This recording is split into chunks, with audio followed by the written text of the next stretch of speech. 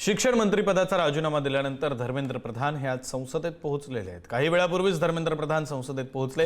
प्रधानांच्या एंट्रीवेळी विरोधकांकडून जोरदार घोषणाबाजी सुद्धा करण्यात आली।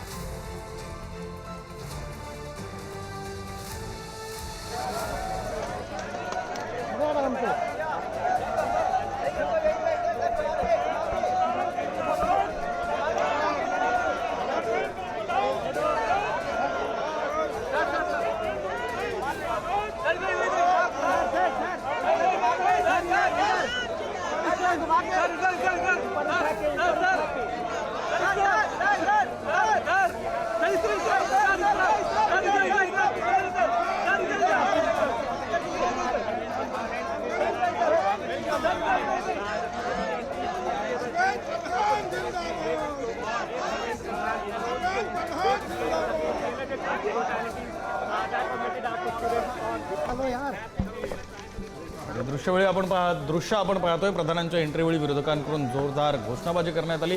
धर्मेंद्र प्रधान यांनी आपल्या शिक्षण मंत्रिपदाचा राजीनामा दिला आणि त्यानंतर आज ते संसदेत पोहोचलेले आहेत। खरं तर संसदेचं अधिवेशन सुरू आहे। आज दुसरा आठवडा सुरू होतो आहे। दरम्यानच्या काळात पहिला आठवडा संपल्यानंतर दुसरा आठवडा सुरू होण्याच्या आधी धर्मेंद्र प्रधान यांच्याकडून शिक्षण मंत्रिपदाचा राजीनामा देण्यात आलेला होता। काँग्रेस जनता पार्टीने मोठं आंदोलन केलं। 37 दिवसांच्या आंदोलनानंतर त्यांनी हा राजीनामा दिला आणि त्यानंतर आज ते संसदेमध्ये पोहोचले। विरोधकांनी जोरदार घोषणाबाजी